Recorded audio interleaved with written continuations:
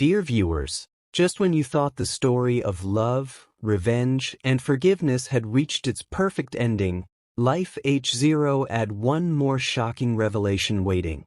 1 year after inheriting a billion-dollar empire through love and forgiveness, 26-year-old Jamal Washington discovered that his new wife Aisha had been keeping a secret that connected 3 generations of black families across America, and this revelation would either destroy everything Mrs. Dorothy built, or prove that some loves are worth waiting decades to fulfill. What Jamal discovered about the woman sleeping beside him every night would test everything Mrs. Dorothy had taught him about redemption, and force him to choose between the safety of what he knew and the terrifying beauty of unconditional love. It had been exactly 1 year since Mrs. Dorothy Williams passed away, leaving Jamal Washington the sole heir to her vast business empire.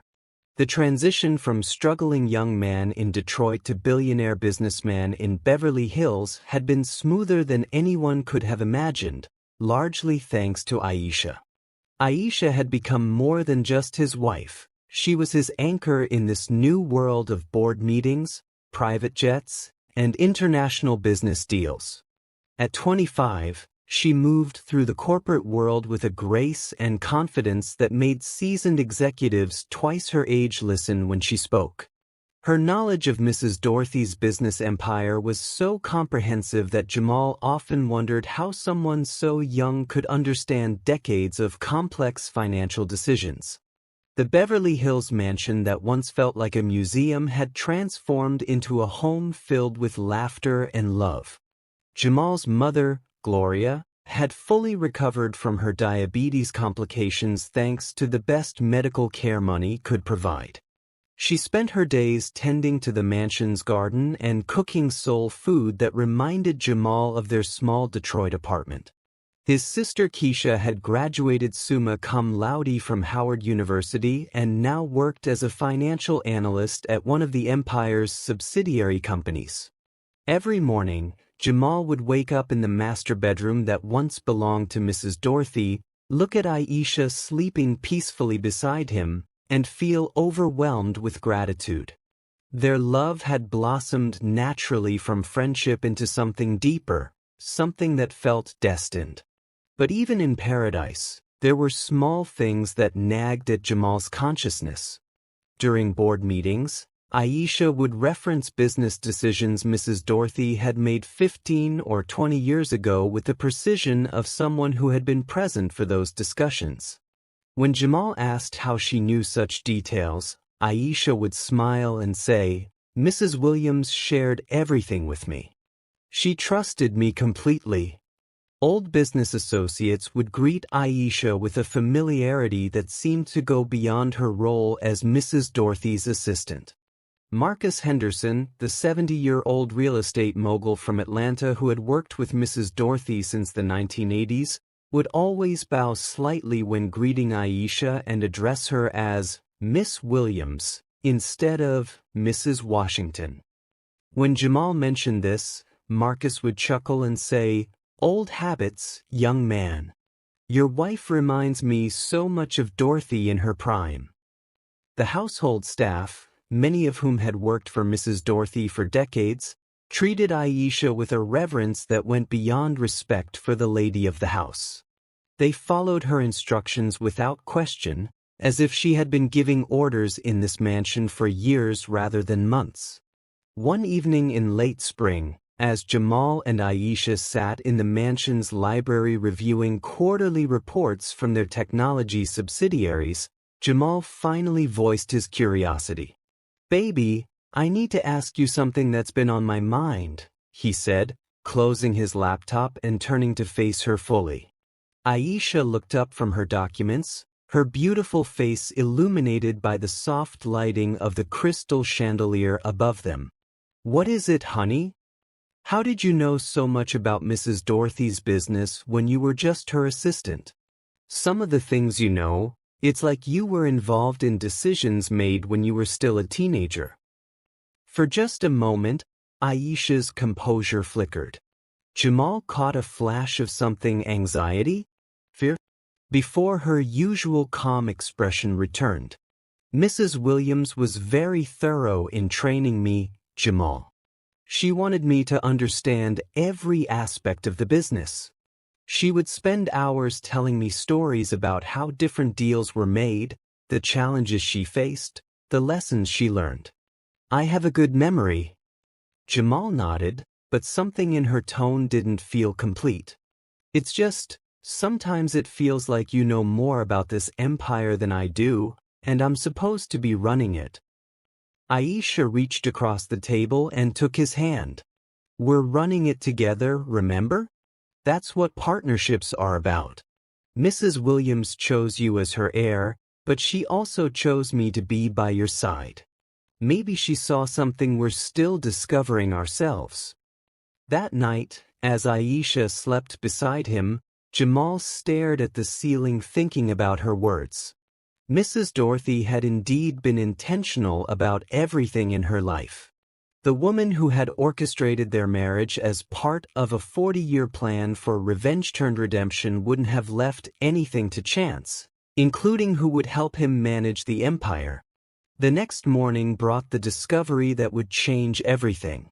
Jamal had decided to renovate Mrs. Dorothy's private office, the room that had remained untouched since her death.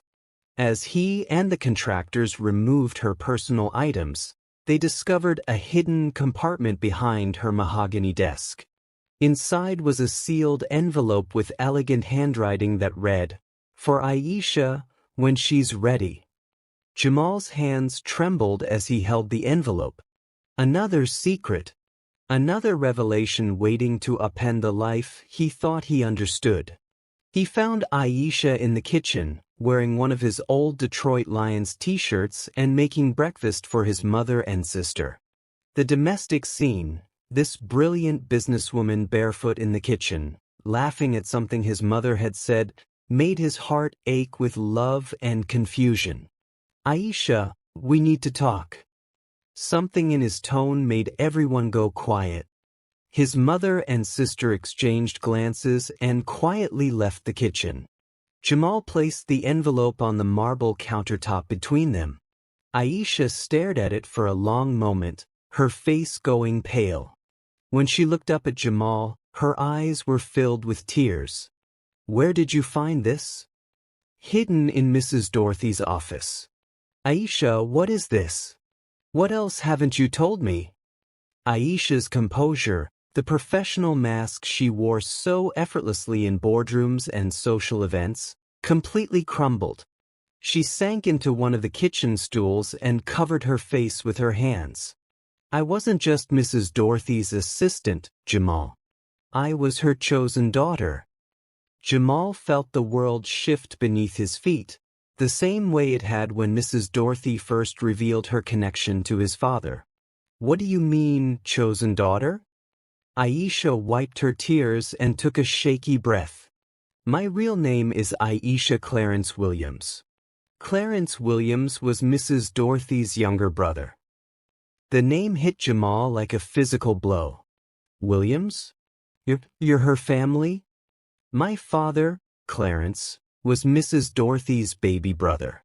He was only 28 when he died serving with the 24th Infantry Division during Desert Storm in 1991. I was 8 years old." Aisha stood up and walked to the kitchen window that overlooked the mansion's sprawling grounds. "My mother couldn't handle being a single parent. She was young, overwhelmed, and struggling with grief. 6 months after my father's funeral, she brought me to Mrs. Dorothy's house in Atlanta and said she couldn't take care of me anymore." Jamal's mind raced, trying to process this information. "So Mrs. Dorothy raised you?" "From age 8 to 18, I lived in her Atlanta mansion. She didn't just raise me, Jamal, she groomed me. Private tutors, etiquette lessons, business classes, language instruction. By the time I was 16, I was attending board meetings and learning to manage different aspects of the empire." "But you told me you met her when you were 21, when you started working as her assistant." Aisha turned back to face him, her eyes filled with pain and regret. That was a lie. I've been part of Mrs. Dorothy's world since I was a child. When I turned 18, she sent me to Spelman College in Atlanta, but I spent every summer and winter break working in her businesses. After graduation, she brought me to Beverly Hills to work as her assistant, but really, I was being prepared for something else entirely. Jamal sank into a chair, overwhelmed. Prepared for what? To be your wife. The words hung in the air between them like a confession and an accusation. Mrs. Dorothy told me about your father when I was 16 years old. She showed me pictures of Marcus Washington, told me the story of how he broke her heart. But she also showed me pictures of you. Jamal's breath caught in his throat. She said that one day, when you were old enough and desperate enough, she would offer you a marriage proposal. And when that day came, I needed to be ready to be the perfect wife for Marcus Washington's son. So our entire relationship, Jamal couldn't finish the sentence, was planned, Aisha completed, tears streaming down her face. Every conversation we had during those first weeks after your marriage to Mrs. Dorothy, every moment of friendship that grew between us, every feeling I thought was genuine, it was all part of a plan that started when I was a teenager. Jamal stood up abruptly, his chair scraping against the marble floor. So nothing between us is real? Nothing? That's not true. Aisha stepped toward him, but he backed away. Jamal, listen to me. Yes, I was prepared to be your wife, but I wasn't prepared to fall in love with you. That part was never in Mrs. Dorothy's plan. How can I believe anything you say now? How do I know what's real and what's programming? Because if it was just programming, I wouldn't be standing here crying and terrified of losing you. Aisha's voice broke with emotion. If it was just following orders, I wouldn't have fought Mrs. Dorothy about the plan when I actually met you. Jamal stopped backing away. You fought her? 3 days after your courthouse wedding, when Mrs. Dorothy told me it was time to win your heart, I told her I couldn't do it. I said it wasn't fair to you or to me. I said arranging love was just as manipulative as arranging revenge. What did she say? She asked me what I would do if I met you naturally without any agenda. I told her I'd want to get to know you as a person, to see if we were compatible, to let feelings develop organically. She smiled and said, then do exactly that. Forget everything I taught you about being the perfect wife for Marcus Washington's son. Just be Aisha and see if Jamal Washington likes who you really are. Jamal studied Aisha's face, searching for signs of deception, but all he saw was vulnerability and fear. The woman you fell in love with, Aisha continued, the one who argued with you about business decisions, who burned dinner the first time I tried to cook for you, who cried watching movies and got excited about reorganizing the library, that's the real me. The me Mrs. Dorothy raised, yes, but not the me she programmed. Before Jamal could respond, Aisha picked up the sealed envelope and carefully opened it. Inside was a letter in Mrs. Dorothy's distinctive handwriting and what appeared to be legal documents. Aisha read the letter silently, her expression changing from anxiety to shock to something that looked like relief. What does it say? Aisha handed him the letter with trembling hands. My dearest Aisha, if you are reading this letter, it means exactly 1 year has passed since my death, and Jamal has discovered our family connection. I planned for this revelation because I learned from my experience with Marcus Washington that love built on deception, no matter how well-intentioned, cannot flourish. You were never meant to be a tool for revenge, my dear girl. You were meant to be the daughter I never had and the woman who could love Marcus's son in ways I was never able to love Marcus himself. I raised you not to be the perfect wife for Jamal Washington, but to be the perfect partner for whoever you chose to love. The business education, the cultural refinement, the social grace, these were gifts to prepare you for a life of significance, not strategies to trap a husband. When I decided to marry Jamal, I had two choices. I could use you as an instrument of revenge, or I could use our marriage as an opportunity for redemption. I chose redemption, which meant giving both of you the freedom to love or not love, without coercion. The legal documents in this envelope will show you that you have been co-owner of 50% of the Williams empire since your 18th birthday. I never told you because I wanted you to make choices based on love, not obligation. You are not dependent on Jamal's inheritance, you have your own. If your love is real, you will choose each other freely. If it is not, you each have the resources to build separate, meaningful lives. My darling girl, you were never my revenge against the Washington family. You were my hope for healing between our families. The choice of how to use that hope belongs to you and Jamal alone. With all my love and faith in your wisdom, Dorothy Williams. There is one more secret I must share, but this one is not mine to tell. Ask Jamal about his half-brother Derek. Marcus Washington left more than one family behind. Jamal read the letter twice, his emotions cycling between betrayal, understanding, anger, and something that might have been relief. When he finished, he looked up to see Aisha watching him with desperate hope in her eyes. "You own half of everything," he said quietly. "I had no idea.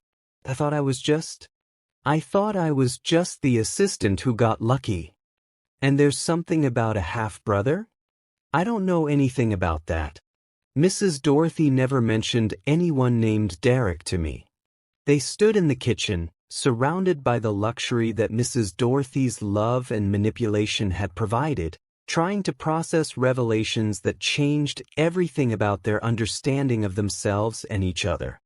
"Aisha," Jamal said finally, "I need time to think about all of this." "I understand. I'll stay in one of the guest rooms until you decide what you want to do." "No." The word came out more forcefully than Jamal intended. "No, you don't understand. I'm not questioning whether I love you. I'm questioning whether I can trust my own feelings after being manipulated twice by the Williams family." "What do you mean?" "Mrs. Dorothy played with my desperation to get me to marry her. Now I find out that you've been prepared to be my wife since you were a teenager. How do I know what I really feel versus what I've been programmed to feel?" Aisha's face crumpled with understanding and pain. "So what do we do?" Before Jamal could answer, the doorbell rang. Through the kitchen window, they could see a black Lincoln Navigator with Illinois license plates parked in the circular driveway. Jamal frowned. "We're not expecting anyone." The housekeeper, Maria, appeared in the kitchen doorway. "Mr. Washington, there's a young man at the door. He says he's your brother. He says his name is Derek Washington, and he's here about his inheritance." Jamal and Aisha looked at each other with the same thought. Mrs. Dorothy's posthumous revelations weren't finished yet. Derek Washington stood at the front door of the Beverly Hills mansion with the practiced confidence of a man who had learned to project success even when he felt out of place. At 28, he was 3 years older than Jamal, with the same strong jawline and intelligent eyes that marked them as Marcus Washington's sons. But where Jamal carried himself with the careful humility of someone who had recently come into wealth, Derek had the swagger of a man who had been fighting for respect his entire life. He wore an expensive suit that was just a little too flashy, drove a rented Bentley that was just a little too obvious, and smiled with just a little too much charm. Everything about his presentation screamed, "Fake it till you make it," and Jamal recognized the hustle because he had lived it himself. "So you're my little brother, Derek said, extending his hand with a grin that didn't quite reach his eyes. I gotta say, you cleaned up nice. Last time I saw a picture of you, you were driving for DoorDash in Detroit. Jamal shook his hand, noting the firm grip and the way Derek's eyes were already cataloging the mansion's expensive fixtures. I didn't know I had a brother. Yeah, well, Marcus wasn't exactly father of the year to either of us, was he? Derek stepped into the marble foyer, his voice echoing off the high ceilings. Difference is, you got lucky and married into money. I've been grinding on the south side of Chicago my whole life, waiting for my piece of the pie. Aisha appeared beside Jamal, her professional mask back in place despite the emotional turmoil of the morning. You must be Derek. I'm Aisha, Jamal's wife. Derek's eyes lingered on Aisha in a way that made Jamal's jaw tighten. Well, damn little brother. I see why you locked this down quick. No wonder you forgot about family. I didn't forget about family because I didn't know you existed, Jamal said, his voice carefully controlled. How did you find out about me? Derek pulled out his phone and showed them a screenshot of a Forbes article titled, "The Youngest Black Billionaire: How Jamal Washington Inherited an Empire." The article featured a photo of Jamal and Aisha at a charity gala, smiling and looking every inch the power couple. This article came out 6 months ago. Took me this long to hire a private investigator and confirm what I suspected, that Marcus Washington's son had hit the jackpot while his other son was still hustling in the streets. Derek walked further into the mansion, his voice carrying the bitter edge of someone who had spent years watching other people live the life he felt he deserved. You know what's funny? I always wondered why Marcus would come to Chicago for business trips but never stick around. Found out after he died that he had a whole other family in Detroit. Another son who was struggling just like I was. Except your struggle ended when you married that old lady for her money. Jamal felt his temper rising. Mrs. Dorothy Williams was a remarkable woman who deserved respect. I'm sure she was remarkable, Derek said with a smirk. Remarkable enough to leave you billions of dollars after knowing you for what, a few months? That's some high-quality companionship you provided, brother. Watch your mouth, Jamal stepped forward, but Aisha placed a calming hand on his arm. Derek raised his hands in mock surrender. Hey, no judgment. You did what you had to do to get yours. I respect the hustle. I'm just here to get mine. What exactly do you want? Aisha asked, her voice cool and professional. What I want is simple. Marcus Washington abandoned 2 families. He left 2 sons struggling without fathers. But only one of those sons hit the lottery. I'm not asking for half of everything, I'm not greedy. But I think 10% of the Williams empire is fair compensation for a lifetime of being Marcus Washington's forgotten son.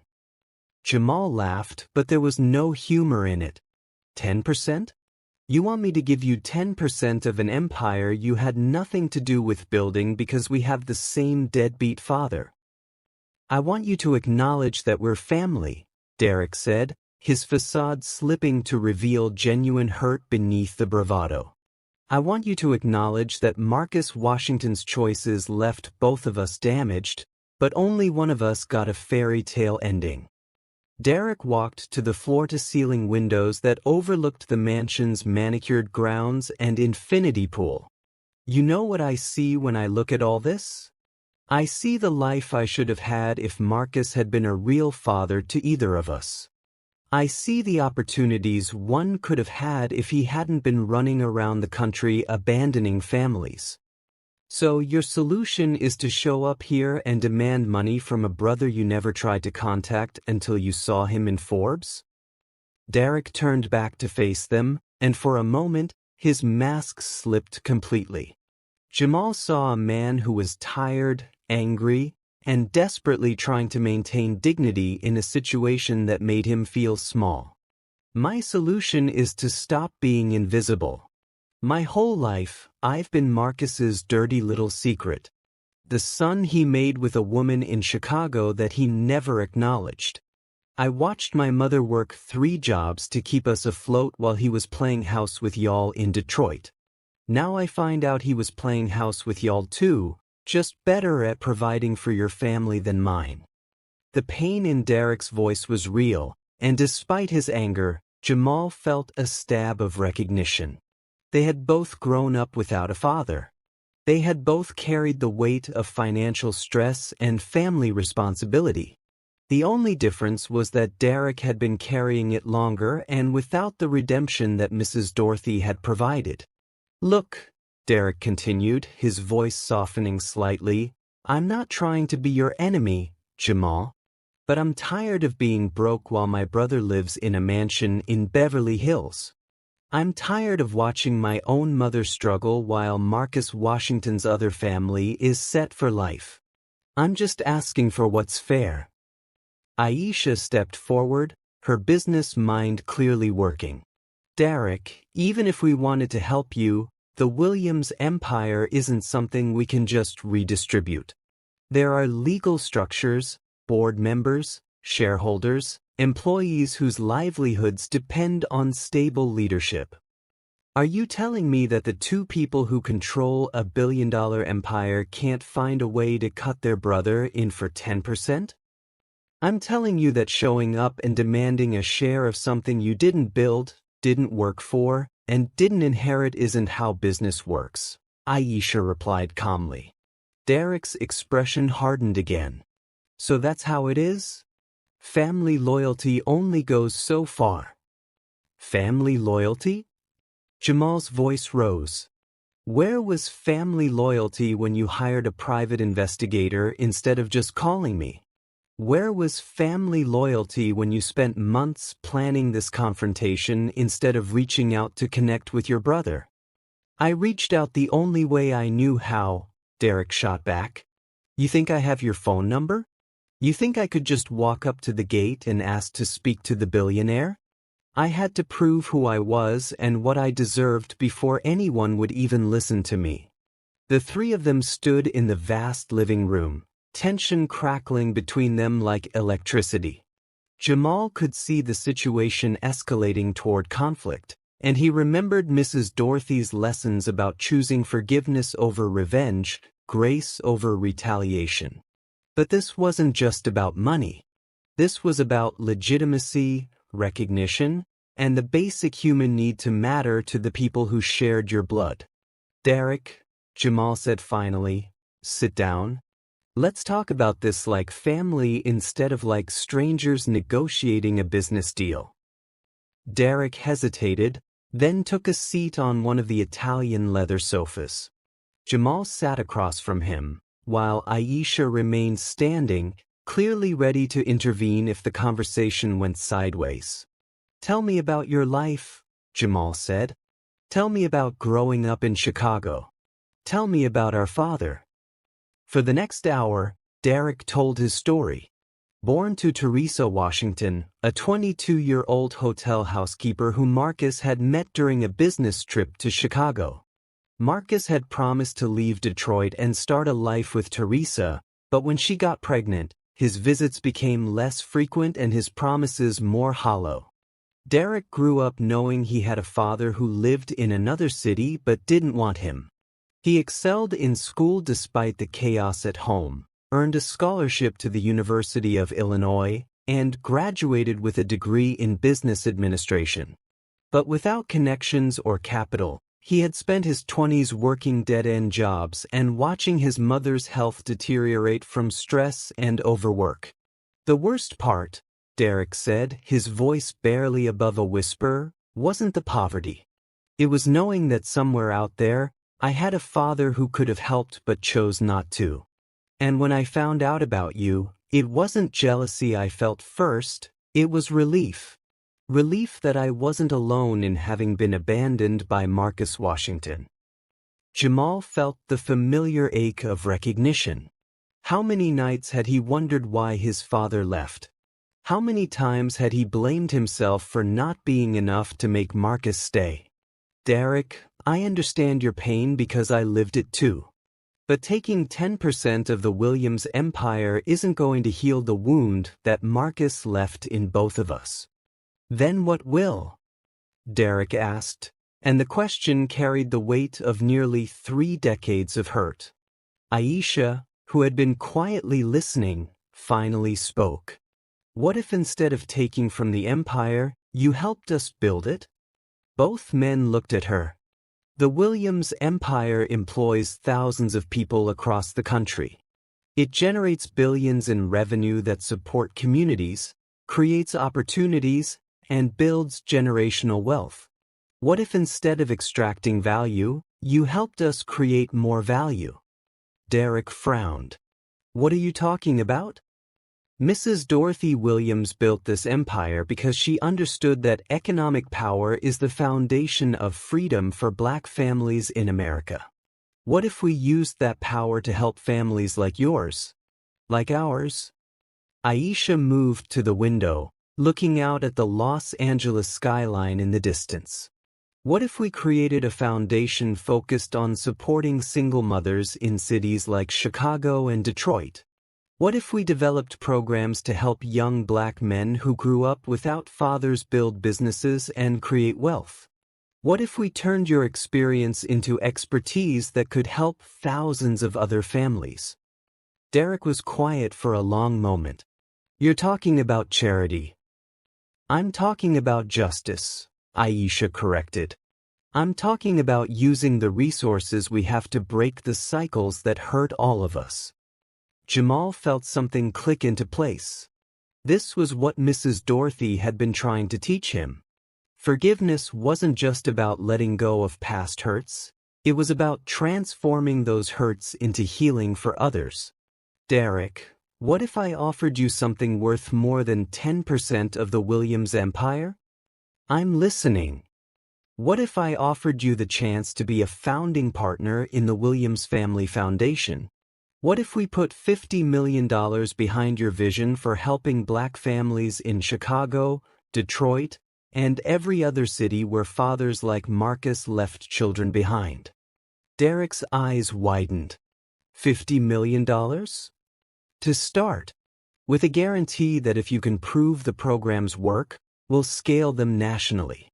You wouldn't just be my brother, you'd be my partner in building something that could change lives. Why would you do that? Jamal stood up and walked to where Derek sat. Because Mrs. Dorothy Williams taught me that the best revenge against people who hurt us is to love people they ignored.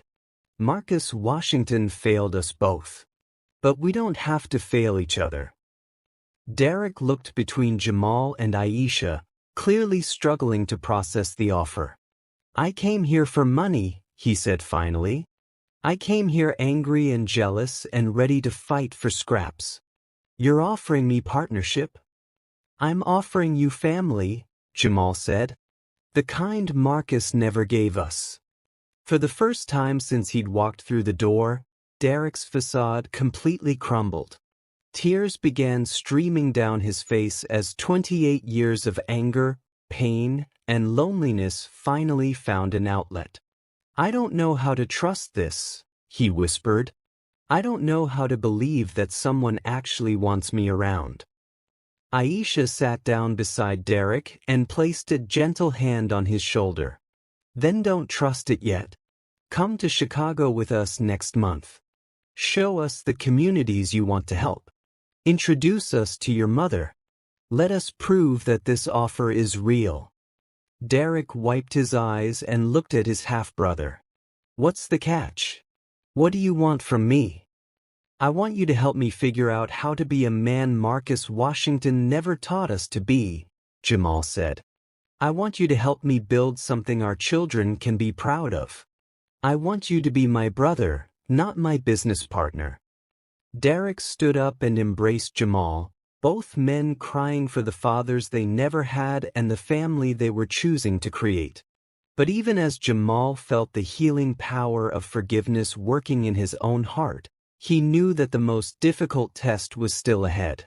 He still had to decide whether he could trust his own feelings for Aisha, and whether love that began with deception could grow into something authentic. That test would come sooner than he expected.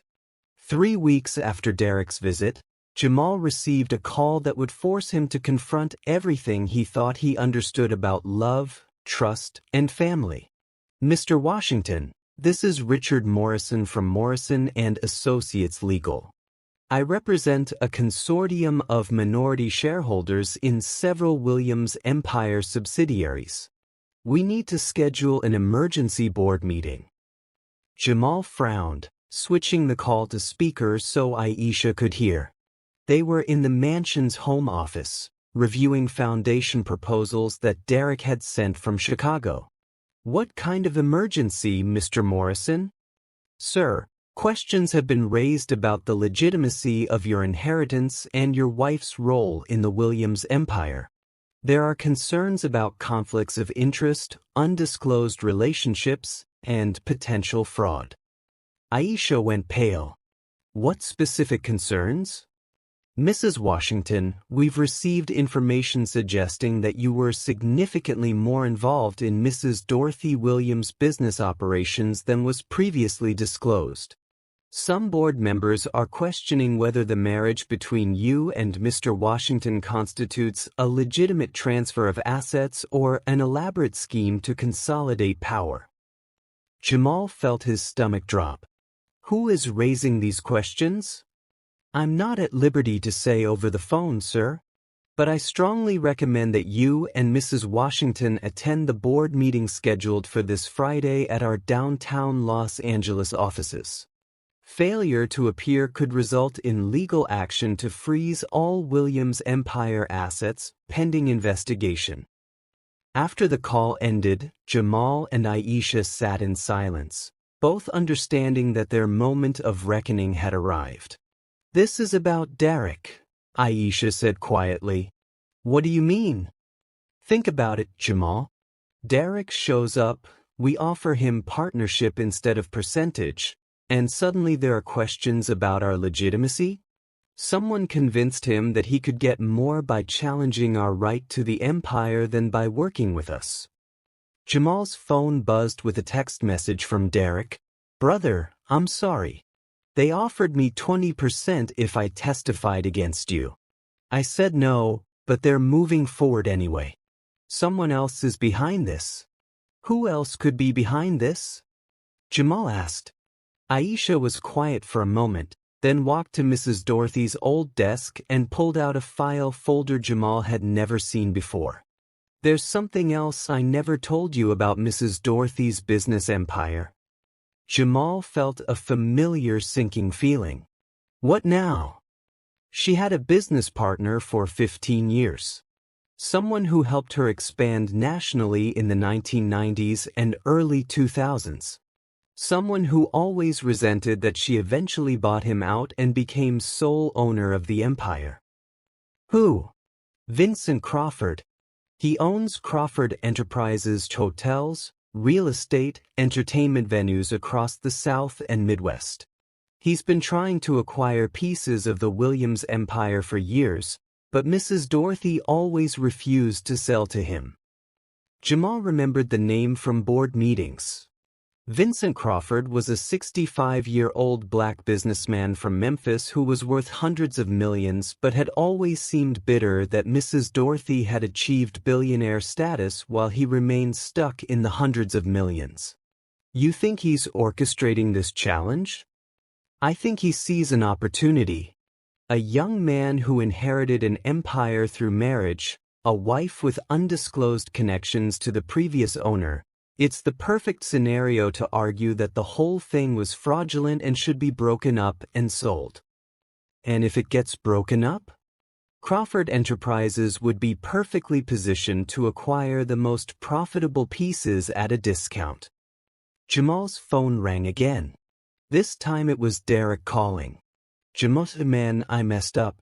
I told some people about coming to see you, about the foundation offer, about Aisha being Mrs. Dorothy's family. I thought I was just sharing good news with folks back home, but somebody must have passed that information to the wrong people. Derek, slow down.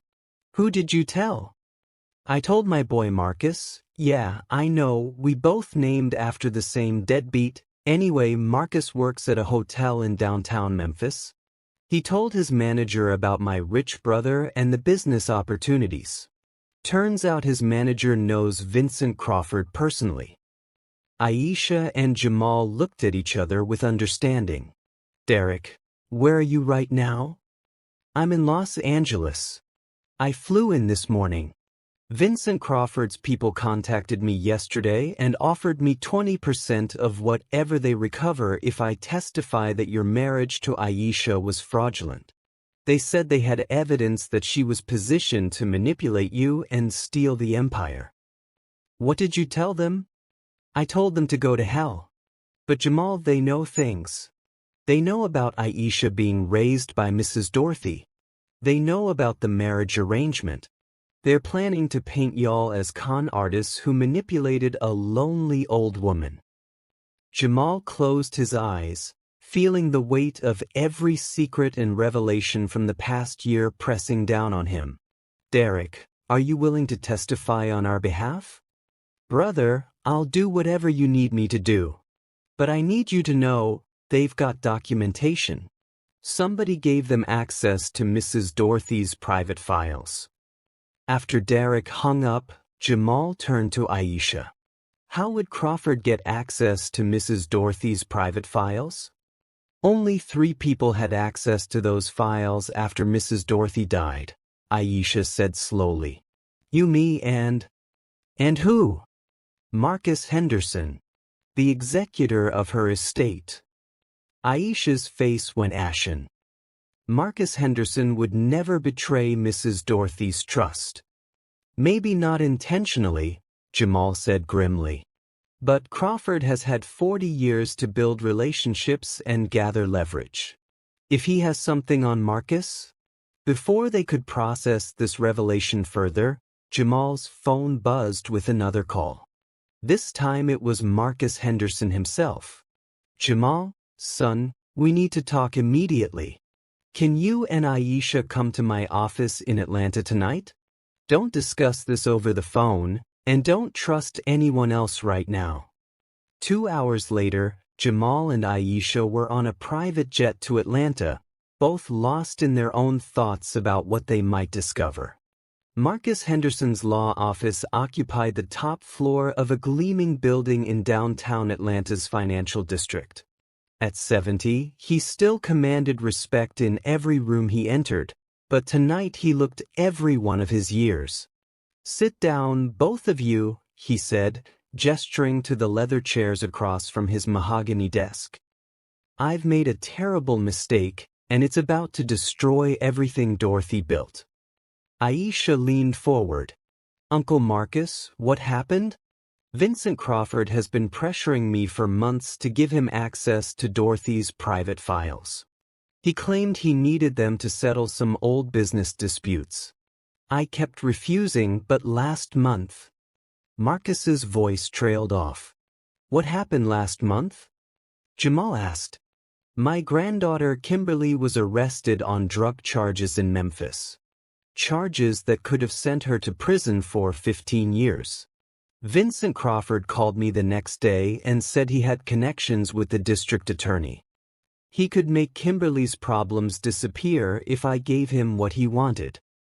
Jamal felt sick. So you gave him Mrs. Dorothy's files. I gave him copies of specific documents. Financial records, correspondence, personal letters. I told myself it was just business information, nothing that could really hurt anyone. But I was wrong.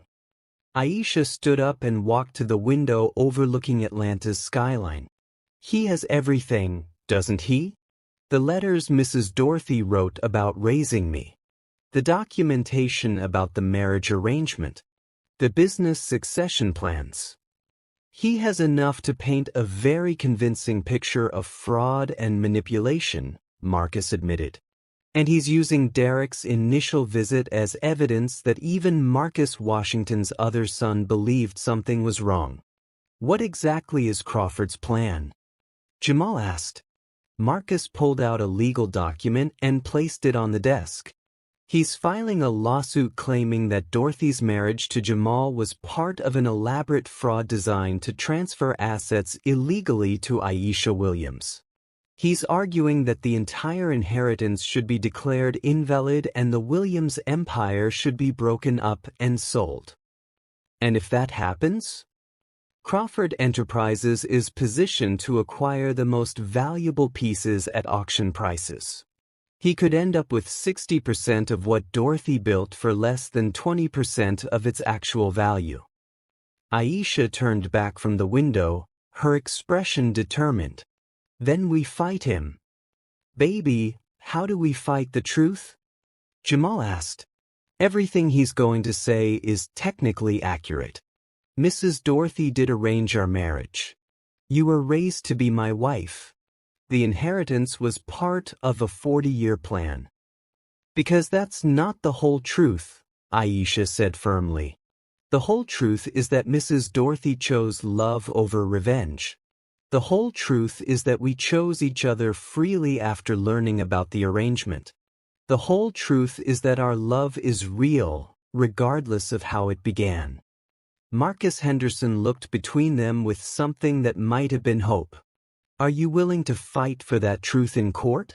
Because Crawford's lawyers are very good, and they're going to make you both look like accomplished con artists. Before either could answer, Aisha's phone rang. It was Derek. Aisha, you need to know something. I just met with Vincent Crawford in person. He offered me 25% of the Williams empire if I testify that Jamal manipulated Mrs. Dorothy and that you helped him do it. What did you say? I told him he was out of his mind. But Aisha, he knows things. He knows about conversations you and Mrs. Dorothy had when you were 17. He knows about the specific training she gave you. He knows about business decisions you influenced before Jamal ever arrived. Aisha closed her eyes. Derek, where are you now? I'm at the airport in Atlanta. I flew here to warn you in person. Crawford's not just trying to steal the empire, he's trying to destroy your reputation so completely that even if you win in court, you'll never be able to rebuild. Come to Marcus Henderson's office. We're all going to face this together. Friday morning arrived gray and rainy, matching the mood as Jamal, Aisha, Derek, and Marcus Henderson walked into the conference room at Morrison & Associates Legal. The Williams Empire Board of Directors was already assembled, 12 successful African-American business leaders from across the country who had helped build the empire into what it was today. Vincent Crawford sat at the head of the table like he already owned everything, flanked by 3 expensive lawyers and a private investigator who had compiled a thick folder of evidence. Ladies and gentlemen, Crawford began, his voice carrying the smooth authority of a man who had spent decades getting his way, we're here today because the Williams Empire, our empire, built by our community's blood, sweat, and tears, has been stolen through an elaborate con game. He stood and activated a presentation screen that displayed photos of Jamal and Aisha from various events over the past year. Jamal Washington convinced an elderly, lonely woman to marry him after knowing her for mere weeks. His accomplice, Aisha Williams, note the shared last name, was perfectly positioned as Dorothy's assistant to manipulate her emotionally and financially. Crawford clicked to the next slide, showing copies of Mrs. Dorothy's letters about raising Aisha. But here's what they didn't want you to know. Aisha Williams was Dorothy Williams' chosen heir from childhood. She was groomed, trained, and positioned to execute this scheme. The marriage wasn't love, it was the final step in a decades-long plan to steal our empire. Board member Patricia Johnson from Detroit raised her hand. Mr. Crawford, even if what you're saying is true, Dorothy Williams was of sound mind when she made her decisions. She had the right to leave her empire to whomever she chose. Did she? Crawford clicked to another slide showing financial documents. Or was she manipulated by two people who had been planning this theft since Aisha was a teenager? Ladies and gentlemen, we have documentation showing that Aisha Williams influenced major business decisions years before Jamal Washington ever appeared. She wasn't an assistant, she was co-conspirator. Derek Washington stood up suddenly. Mr. Crawford, you're a liar. Excuse me? I said you're a liar. I came to Los Angeles angry and hurt, looking for what I thought I deserved from my brother. But what I found was family. What I found was two people who chose love over greed, forgiveness over revenge. Derek walked to the front of the room, his voice growing stronger with each word. You offered me 25% of the Williams empire to lie about my brother and his wife. You offered me millions of dollars to destroy the first real family I've ever had. And when I told you no, you threatened to destroy them anyway. Crawford's composure slipped slightly. Mr. Washington, you're clearly emotional dash. I'm clearly telling the truth. Derek's voice echoed off the conference room walls. Mrs. Dorothy Williams did arrange for Jamal to marry Aisha. But not as a con game, as a healing. She could have used her power to destroy Marcus Washington's children.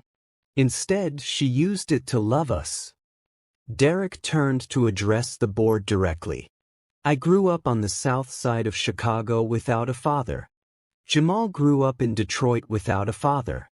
We both carried the pain of abandonment, the anger of being left behind. When I found Jamal, I could have chosen revenge. I could have chosen to tear down what he'd built. Instead, he offered me partnership. He offered me family. He offered me the chance to help other children who grew up like we did. The room was completely quiet except for Derek's voice. Vincent Crawford wants to break up the Williams empire and profit from the pieces. Jamal and Aisha want to use it to heal families and build communities. I know which side represents Dorothy Williams' true legacy. Crawford regained his composure and smiled coldly. Very touching, Mr. Washington. But emotion doesn't change facts. The facts are that your brother and his wife defrauded Dorothy Williams dash. The facts, interrupted a voice from the back of the room, are that you're trying to steal an empire you could never build yourself. Everyone turned to see an elderly black woman in an expensive suit walking into the conference room, followed by two men in FBI windbreakers. Special Agent Maria Santos, FBI Financial Crimes Division, the woman announced, showing her badge.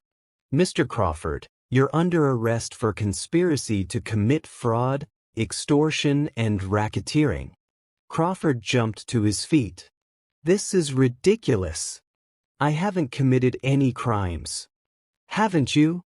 Agent Santos placed a recording device on the conference table. We have recordings of you offering Derek Washington money to commit perjury. We have evidence of you extorting Marcus Henderson using his granddaughter's legal troubles. We have documentation of your attempts to manipulate legal proceedings to acquire assets through fraud. She pressed play on the device. Crawford's voice filled the room. Give me what I want, Marcus, or your granddaughter goes to prison. It's that simple. Marcus Henderson stood up slowly. Vincent, I'm sorry. When you threatened Kimberly, I should have called the FBI immediately instead of giving you those files. Dorothy would have been ashamed of me for being so weak. You wore a wire, Crawford said, his face going pale. For the last 2 weeks, yes. Agent Santos and I have been documenting every illegal thing you've done to try to steal this empire. As the FBI agents handcuffed Crawford, he looked directly at Jamal and Aisha with pure hatred. You think you've won? You think this is over? Everyone in this room knows your marriage is a fraud, even if they can't prove it in court. You'll never escape the shadow of how this all began. Aisha stood up and walked over to Crawford, her voice calm but strong. Vincent, you're right about one thing. Our marriage began as part of a plan. But that plan wasn't about stealing anything, it was about healing everything. Mrs. Dorothy could have used her power to destroy the Washington family. Instead, she chose to love us. That's not fraud, that's grace. As Crawford was led away, the board members sat in stunned silence. Patricia Johnson finally spoke. Jamal, Aisha, on behalf of the board, I apologize for allowing this situation to escalate. Vincent Crawford has been trying to acquire pieces of the Williams empire for years, and we should have recognized his true motives. What happens now? Asked board member Robert Kim from New York. Jamal looked around the room at the faces of the men and women who had helped Mrs. Dorothy build something extraordinary. Now we do what Mrs. Dorothy always intended. We use the Williams empire to build up our communities instead of tearing them down. We create opportunities for families like mine and Derek's. We prove that love is always stronger than greed. 6 months later, the Williams Family Foundation held its inaugural gala at the historic Pascal's restaurant in Atlanta, where Mrs. Dorothy had started her first catering business 40 years earlier. The event brought together business leaders, community activists, and families from Detroit, Chicago, Atlanta, and beyond.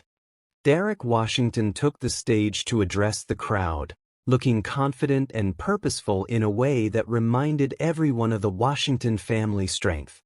When I first met my brother Jamal, I came looking for money. What I found was something worth more than any inheritance. I found family. Tonight, I'm proud to announce that the Williams Family Foundation has committed $100 million to support single-parent families in cities across America. The audience erupted in applause as Derek continued. Our first initiative, the Marcus Washington Memorial Program, will provide education scholarships, job training, and business mentorship to young men who grew up without fathers. Because sometimes the best way to honor the people who hurt us is to help the people they left behind. Derek paused, looking directly at Jamal and Aisha at their table. Mrs. Dorothy Williams taught us that love is always stronger than revenge. Tonight, we prove that healing is always stronger than hurt. After Derek's speech, Jamal and Aisha stepped outside onto Pascal's patio, where the Atlanta skyline glittered in the distance. Do you ever regret it? Jamal asked, taking Aisha's hand. Do you ever regret that we didn't meet naturally without all the planning and secrets? Aisha considered the question seriously. I regret that Mrs. Dorothy felt she had to orchestrate our meeting. I regret that she carried so much pain for so long. But I don't regret loving you, regardless of how it began. Even knowing that part of our connection was manufactured? Jamal, look around. Aisha gestured toward the restaurant, where families were celebrating, children were laughing, and communities were being built. None of this was manufactured. The love we've created, the family we're building with Derek, the lives we're changing through the foundation, that's all real. She turned to face him fully. Mrs. Dorothy gave us an opportunity to love each other. What we did with that opportunity was our choice. And I choose you every day not because she planned it, but because loving you is the best decision I've ever made. Before Jamal could respond, Derek appeared on the patio with a young woman who looked remarkably like him. Jamal, Aisha, I want you to meet someone. This is my girlfriend, Kiana. She's a social worker from Chicago, and she's going to help us run the foundation programs. Kiana smiled warmly. Derek has told me so much about you both. What you've done for him, what you're doing for our communities, it's incredible. As they talked, Jamal realized that this was Mrs. Dorothy's true legacy. Not the business empire, not the wealth, not even the dramatic story of revenge turned to redemption. Her legacy was the family they were building together, the love they were choosing over hurt, the healing they were creating from pain. You know what I think Mrs. Dorothy would say if she could see us now? Aisha asked. What? She'd say, mission accomplished. 1 year later, Jamal and Aisha renewed their wedding vows in the same Atlanta venue, surrounded by their chosen family. This time, there were no secrets, no hidden agendas, no manufactured circumstances. There was only love, freely chosen and fully celebrated. Derek served as Jamal's best man, having transformed from angry half-brother to trusted partner and friend. The Williams Family Foundation had already helped thousands of families across America, and Derek had found his life's purpose in turning his own pain into healing for others. As Jamal and Aisha exchanged new vows, written in their own words and speaking their own truths, the congregation included Marcus Henderson, who had fully redeemed himself through his work with the foundation, dozens of families whose lives had been changed by their programs, and even Teresa Washington, Derek's mother, who had flown in from Chicago to celebrate with a family that had embraced her son. Aisha, Jamal said, holding her hands as tears streamed down both their faces, I didn't choose to meet you, but I choose to love you. I didn't choose how our story began, but I choose how it continues. I choose forgiveness over anger, healing over hurt, and love over everything else. Jamal, Aisha replied, her voice strong and clear, Mrs. Dorothy raised me to be your wife, but I choose to be your partner. She planned our meeting, but we created our love. From Detroit to Beverly Hills to Atlanta and everywhere our love leads us, I choose you. As they kissed to seal their renewed commitment, the congregation erupted in celebration. Gospel music filled the air, children ran between the tables, and 3 generations of healing continued the legacy that Mrs. Dorothy Williams had started with a simple choice: to love instead of hate, to build instead of destroy, to heal instead of hurt. The Williams empire continued to grow, but it grew as something more than a business. It grew as a testament to the power of forgiveness, the strength of chosen family, and the truth that love, real love, can transform any circumstance into something beautiful. And in Beverly Hills, in the mansion that had once been a monument to loneliness and revenge, Jamal and Aisha built a home filled with laughter, purpose, and the kind of love that makes everything else worthwhile. Their story wasn't perfect. It wasn't simple, but it was real, and it was theirs, and it proved that sometimes the most beautiful love stories are the ones that begin with someone else's plan but become something entirely your own. 2 months after their vow renewal, while cleaning out the last of Mrs. Dorothy's personal belongings, Aisha discovered a safety deposit box key taped to the bottom of an old jewelry case. The key led to a box that contained documents about Mrs. Dorothy's first husband, the Vietnam War veteran whose death had started her 40-year journey toward revenge. But these documents suggested that Sergeant Robert Williams hadn't died in combat as Mrs. Dorothy had always believed. According to classified military reports dated just 3 months before Mrs. Dorothy married Marcus Washington, Robert Williams had been alive and listed as a prisoner of war. The question that would launch their next chapter: if Mrs. Dorothy's first husband had still been alive when she married Marcus Washington, what other secrets had she taken to her grave? And what would happen when the truth about Robert Williams finally came to light? But that, dear viewers, is a story for another day. hit that subscribe button and turn on the bell, because what's coming next will leave you speechless. The truth is bigger than you think, and you won't want to miss it.